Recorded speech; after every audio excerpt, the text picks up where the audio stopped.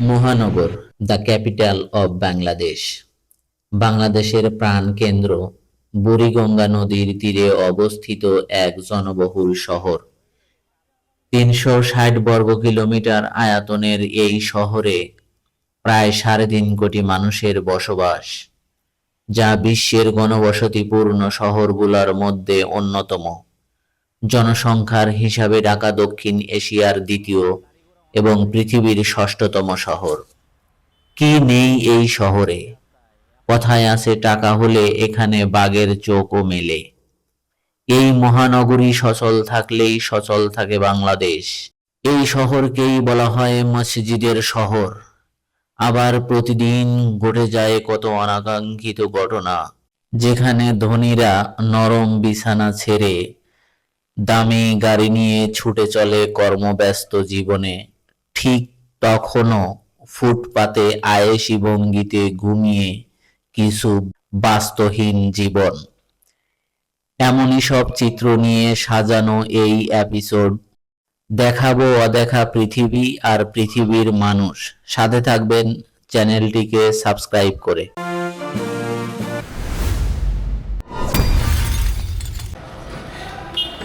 আসসালামু আলাইকুম বন্ধুরা, মুশাররফ হোসাইন স্বাগত জানাচ্ছি ট্রাভেল টু জিরো পয়েন্ট থেকে।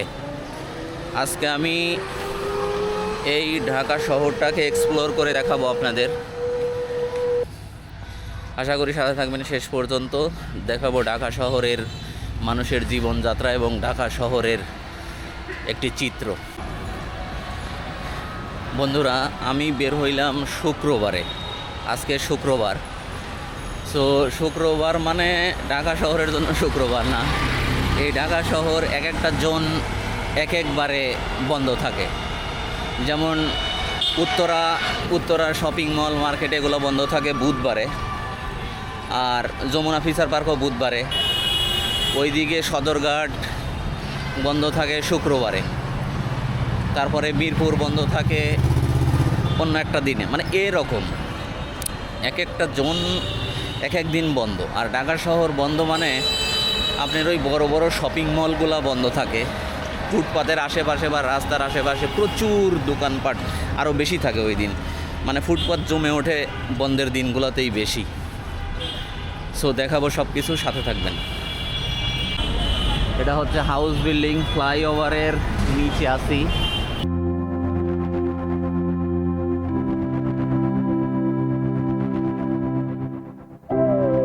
কিছু রিক্সা ফেলাই দেওয়া আছে। এটা হয়তো ওরা ট্রাফিক আইন অমান্য করেই এইগুলা রাখছিল, এই কারণে এভাবে করে রাখছে। আমরা এখন ওই দিকে যাবো, সামনের দিকে।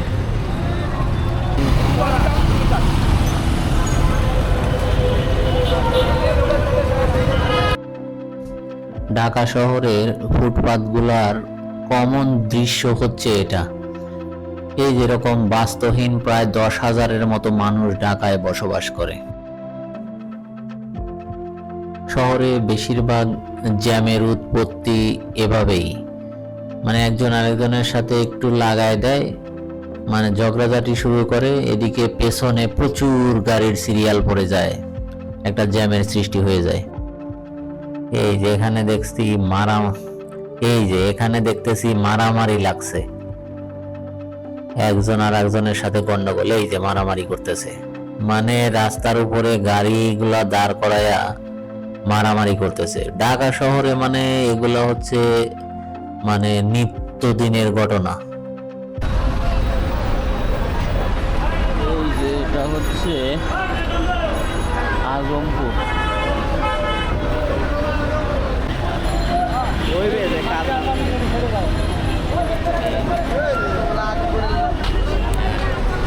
বন্ধুরা, এখন আমি আছি আজমপুরে। এখানে সকালবেলা এই যে মানুষের হাট বসে। এখান থেকে অনেক সময় মানুষ, আমরা যখন কিছু কাজের জন্য হয়তো লোক খুঁজি, এখানে আসলে আপনারা পেয়ে যাবেন। ডিরেক্টলি চলে আসবেন আজমপুরে আসলে এখানে যতজন লাগে, আপনারা হয়তো কনস্ট্রাকশনের কাজ বলেন বা অন্য যে কোনো কাজ বলেন, যোগালি বলেন, মিস্ত্রি বলেন, এখানে সবই আছে এবং তাদের ইনস্ট্রুমেন্টগুলোও আছে। তাদের সব ইনস্ট্রুমেন্ট যেগুলো আছে আপনাদের কিছু লাগবে না, আপনারা জাস্ট এখান থেকে লোক নিয়ে যাবেন, নিয়ে কাজ করে পরে চলে আসবে। ধুলাই সব আছে। সবই আছে। আর আপনার একটা কার্ড দিয়ে দেন তো। চাচা এখানে কতদিন ধরে আছেন?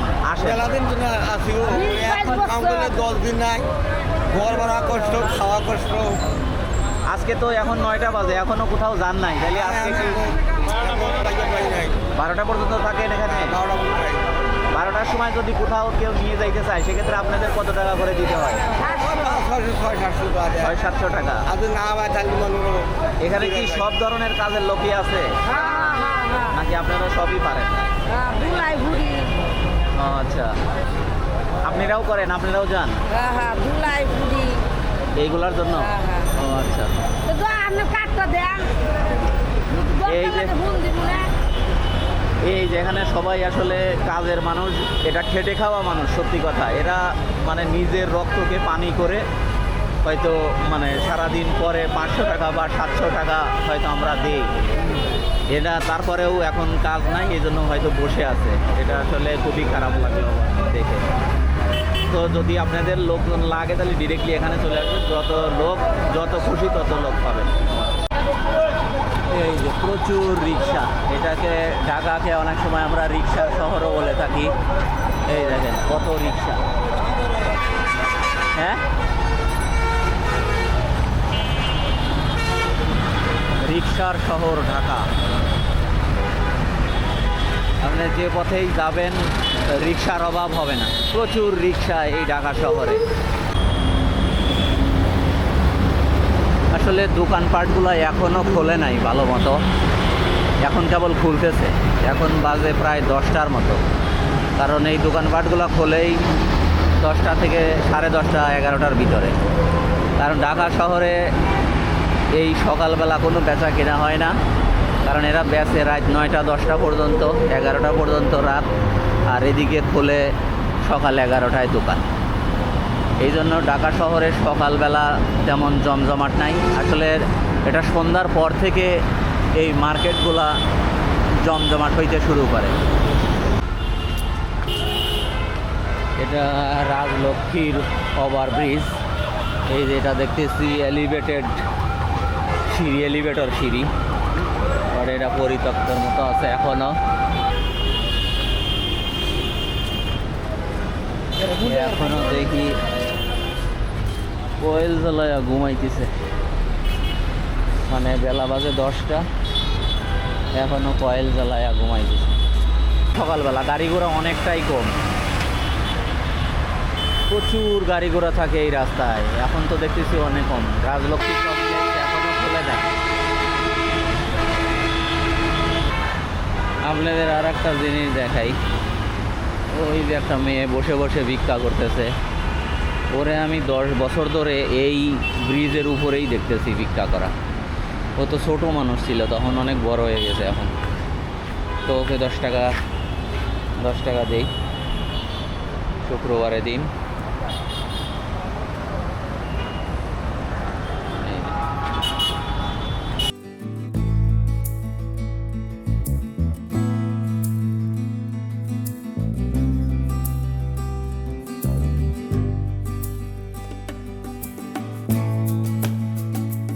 চলে আসলাম এয়ারপোর্ট রেলওয়ে স্টেশনে। এই যে আমাদের এয়ারপোর্টের রেলওয়ে স্টেশনের কুলিরা বসে আছেন। তো ভিতরে যাই,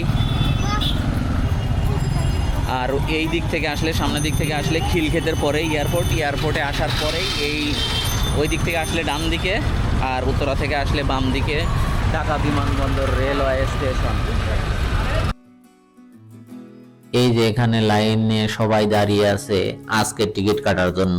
এখানে রানিং টিকিট এই পাশ থেকে বিক্রি করে, আর ওই সামনের দিকে যাব, সামনের দিকে অগ্রিম টিকিট বিক্রি করে। এই যে স্টেশনে প্রচুর মানুষ, এখানে দিন রাত সবসময় প্রচুর যাত্রী থাকে। ঢাকা কমলাপুর থেকেও এই স্টেশনে মানুষ আসে, অফিস করে আবার চলে যায় সন্ধ্যায়। এখানে প্রচুর যাত্রীর সমাগম থাকে সব সময়। এই যে ডান পাশের যে বক্সগুলা দেখতেছেন, এগুলা হচ্ছে মানে যাত্রীদের রেস্ট করার জন্য। এখানে শোভন চেয়ারের যাত্রীর জন্য আলাদা আছে, তারপরে এসি যাত্রীর জন্য আলাদা বিশ্রামাগার আছে।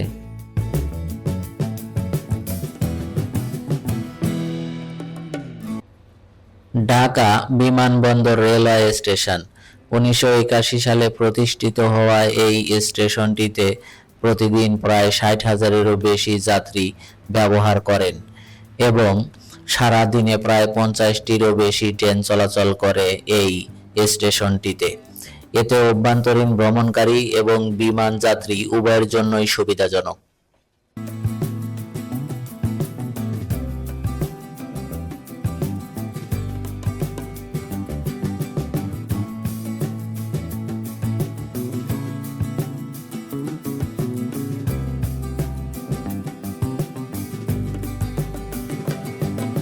এয়ারপোর্ট রেলওয়ে স্টেশন থেকে এখন আপনাদেরকে নিয়ে যাব এয়ারপোর্টে।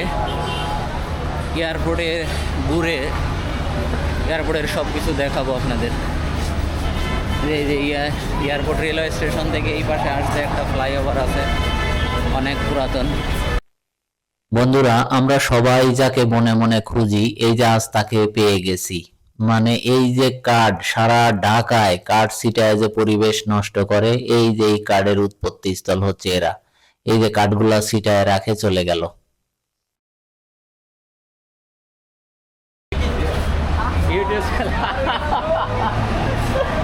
এই যে কার্ডগুলা সিটে অমক ভাই তমক ভাই, এই যে ইমন ভাই, আবাসিক হোটেল ইমন ভাই, এই যে মোবাইল নাম্বারগুলো দিয়ে দিছে, এইগুলা হচ্ছে এটার উৎপত্তি স্থল। এই সারা ঢাকাতেই আপনারা এই জিনিসগুলো দেখতে পাবেন। তো আজকে চোখে পড়ে গেল যে কীভাবে সিটায় রাখা। এই যে দেখেন প্রচুর পরিমাণ সিটায় রাখি গেছে। এই যে যে গাড়িগুলো দেখতে পাচ্ছেন, সবাই সবার আত্মীয় স্বজন আসছে,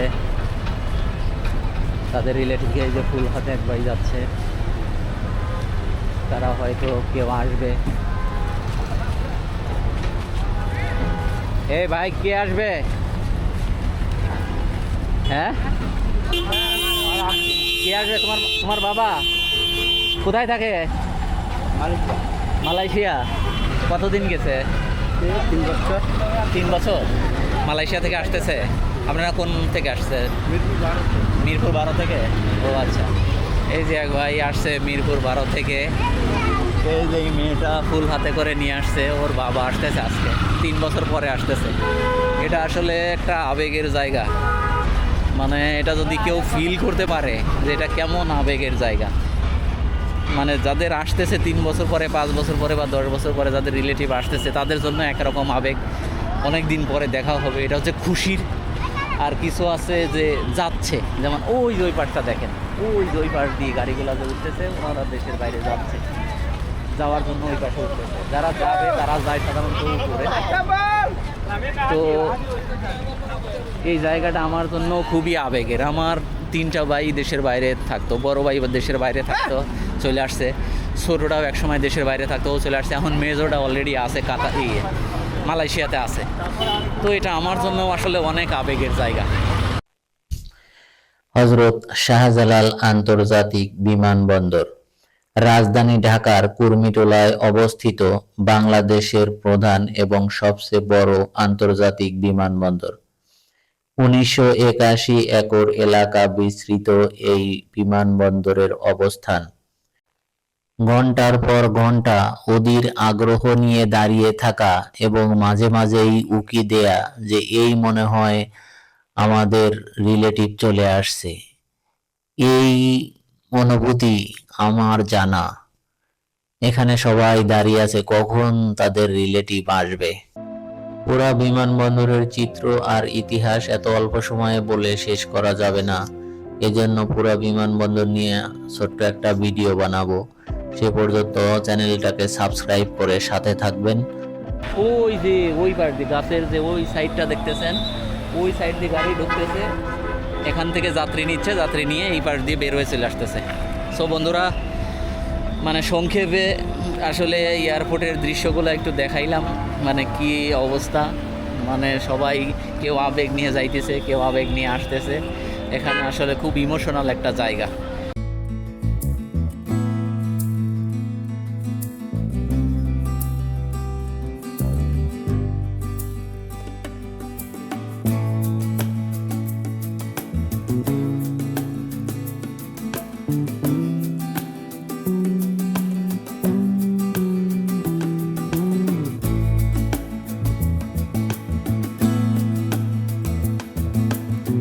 এই যে বাম পাশে যে রাস্তাটা দেখতেছেন, এটা হচ্ছে এলিভেটেড এক্সপ্রেসওয়ে।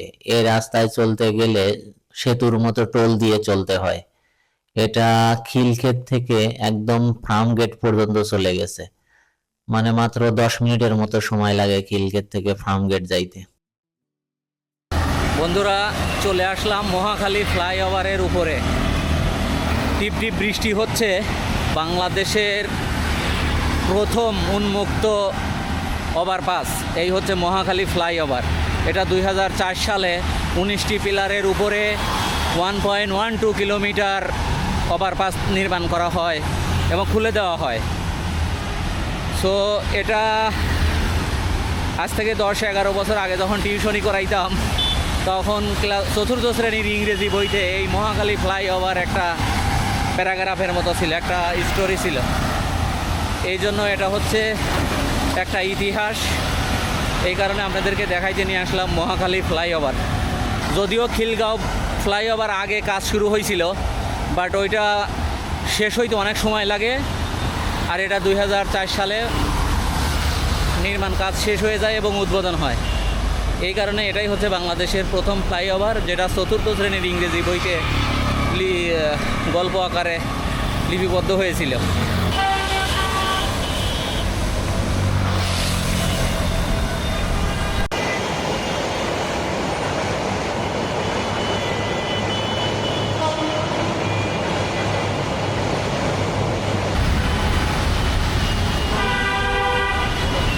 উপর দিয়ে এলিভেটেড এক্সপ্রেস, নিচের রেল লাইন, ডান পাশে ফ্লাইওভার, আর এখানে হচ্ছে নিচ দিয়ে রাত। ওই যে সামনে একটা দেখতেছেন এলিভেটেড এক্সপ্রেস, ওটা হচ্ছে এলিভেটেড এক্সপ্রেস, গেছে আপনার ফার্ম গেট।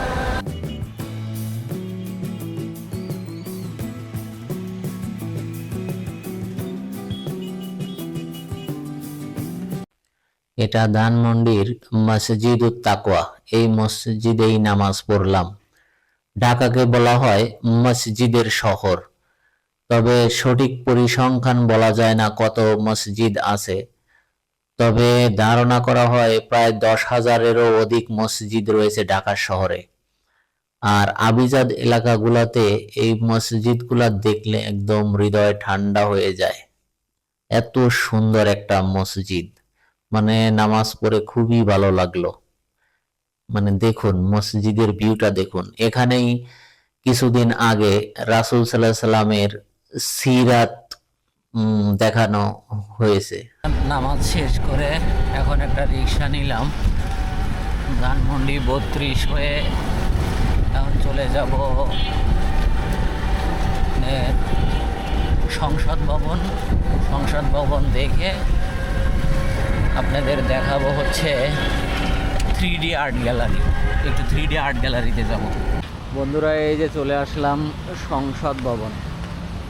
এই যে এখন ভিতরে যাওয়া যাবে না, এই পাশ দিয়ে এমপি মন্ত্রীরা ঢোকে। এই যে এই রাস্তা, সংসদ ভবন এরিয়া দেখাই। সংসদ ভবন 200 একর জায়গার উপর 1982 সালে নির্মিত বাংলাদেশের অত্যন্ত গুরুত্বপূর্ণ একটি স্থাপনা। এই স্থাপনার মাধ্যমে বাংলাদেশের ঐতিহ্য সংস্কৃতিকে ফুটিয়ে তোলা। এটি পৃথিবীর অন্যতম শিল্পকলাগুলোর মধ্যে একটি।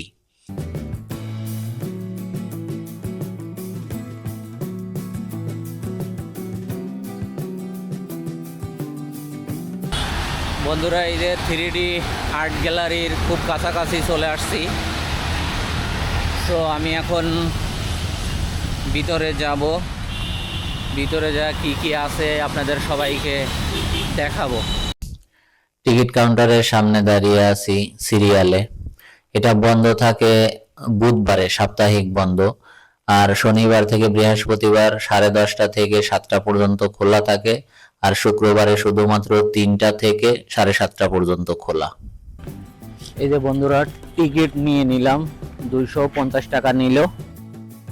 3D আর্ট গ্যালারি ঢাকার বিজয় সরণিতে সামরিক জাদুঘরের এক্সিবিশন হলে অবস্থিত। তাই এটা হচ্ছে মিরর বেজ। এখান এটা তো দারুণ একটা জায়গা। ওরে ভাই কি অবস্থা, এটা তো কোন জায়গা দিয়ে যে কোথায় যাবো এটা তো কিচ্ছু বোঝা যাচ্ছে না। হাত দিয়ে হাত দিয়ে চেক করলে তো ভয় লাগতেছে কোনটা জায়গা। দেখেন বন্ধুরা, যেটা কিছু বোঝা যাচ্ছে না যে আসলে আমরা কোন দিকে যাবো। এই যে চার দোকানে চা কফি রুটি যা কিছু খাইতে চান এই যেখান থেকে খাওয়া যাবে, কোনো সমস্যা নাই। এখানে রুটি ভাজতেছে। শিল্পীর নিপুণ হাতের কারুকার্যে ছবি যখন জীবন্ত কথা বলে তখনই তাকে 3D বলে। এখানে প্রত্যেকটা জিনিসই অনেক সুন্দর করে ফুটিয়ে তোলা, মানে দেখানোর অনেক কিছু আছে, এক ভিডিওতে দেখানো সম্ভব না। এটার জন্য আলাদা একটা ভিডিও বানাবো, অবশ্যই সাবস্ক্রাইব করে সাথে থাকবেন। বন্ধুরা চলে আসলাম বিজয় সরণি মেট্রো স্টেশনে। আগে টিকিট কাটতে হবে, দেন মেট্রো রেলে যাইতে হবে। আমি এই বিজয় সরণি থেকে যাব উত্তরা পর্যন্ত। তো সাথে থাকবেন, মেট্রো রেলের সব আপডেট জানিয়ে দেব। দেখি ওরে বাবা, এটা তো অনেক দূর টিকিট কাউন্টার, যাইতে হবে প্ল্যাটফর্ম টিকিট নেই। এখানে কি এটিএম বুথও আছে দেখি, ইবিএল এর। এই যে এখানে একটা এটিএম বুথ আছে, চাইলে এখান থেকে টাকা তুলে নেবেন। এটা তো খুবই দারুণ একটা সুবিধা। এই যে ভাই আজকে মেশিনে টিকিট কাটবো, এই যে এক ভাই কাটতেছে। আচ্ছা এখানে একক যাত্রা দেওয়া আছে, এবার উত্তরা উত্তর। আচ্ছা এখানে ঠিক আছে, টাকা চাইতেছে, টাকা এখানে না, এই যে টাকা দিচ্ছি। ওই নেয় না তো, এই যে টাকা নিছে, এই যে সোজা করে টাকা দিতে হবে। আচ্ছা টাকাটা নিছে, এখন টিকিট আসবে মেবি, দেখি কোত্থেকে টিকিট আসে। এই যে কার্ড চলে আসছে টিকিটের, এখন বাকি টাকা ফেরত পাবো। এই যে টাকা দিবে, ডিজিটাল অত্যাধুনিক সিস্টেম একদম। এই যে চলে আসছে 40 টাকা। ঠিক আছে বন্ধুরা, খুবই ভালো লাগলো এই সার্ভিসটা, মানে পুরো মেশিনের উপরে টিকিট কেটে ফেললাম ভাই, কোনো মানুষ নাই কিছু নাই, মেশিনের উপরে টিকিট, এটা খুবই ভালো লাগলো। বন্ধুরা এখানে নিজে নিজেই কাটতে পারবেন টিকিট, কোনো প্যারা নাই। কি ভাই এই পাশে যাইতে হবে? এই যে এখন আমরা এই যে পাঞ্চ করবো টিকিট। ওই যে একটা যাচ্ছে একটা আসতেছে, 5 মিনিট পর পরে ট্রেন আসে। মেট্রো রেল বাংলাদেশের রাজধানী ঢাকায় পরিষেবা প্রদানকারী একটি গণদ্রুত পরিবহন ব্যবস্থা। এটি বাংলাদেশের ইতিহাসের যুগোপযোগী একটি পরিবহন ব্যবস্থা। প্রতিটা ট্রেনই 6টি করে বগি নিয়ে ছুটে চলে। মহিলাদের জন্য আছে নির্ধারিত একটি বগি, যেখানে প্রতিটা বগিতেই তিল ধারণের ঠাঁই থাকে না। ট্রেনটির গন্তব্যস্থল উত্তরা উত্তর, পরের station Shewrapara. This train is bound for Uttara উত্তর. Next station is Shewrapara. Uttara দক্ষিণ। সন্ধ্যা লেগে গেছে, চলে আসলাম উত্তরা আজমপুর বিডিআর মার্কেট কাঁচা বাজারে। মানে সারাদিন মানুষের কর্মব্যস্ততা শেষে বিশেষ করে এই মার্কেট থেকেই বাজার করে নিয়ে তারপরে বাসায় যায়। মানে সবজিগুলো মনে হচ্ছে যে শিল্পীর হাতের কারুকার্য দিয়ে সাজানো, মানে দেখতে এত সুন্দর। যদিও এখানে সব ধনীরা বাজার করে, এটা হচ্ছে ধনী মানুষের বাজার। মানে যে কোনো সময় যে কোনো কিছুই এই মার্কেটে পাওয়া যায়, সব আছে এই মার্কেটে। চিংড়ি কত করে? এই যে 1100, আর এই সোডা 900। পাবদা গুলো কত করে? পাবদা 5।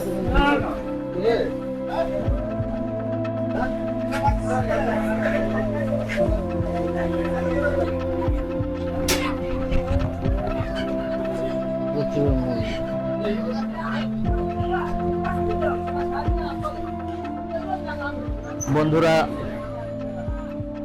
এই আজব মহানগর একদিনে দেখে শেষ করা সম্ভব না। চ্যানেলটিকে সাবস্ক্রাইব করে সাথে থাকবেন। দেখাবো একদিন মহানগরের রাতের ঝলমলে চিত্র। সে পর্যন্ত সবাই ভালো থাকবেন। আল্লাহ হাফেজ।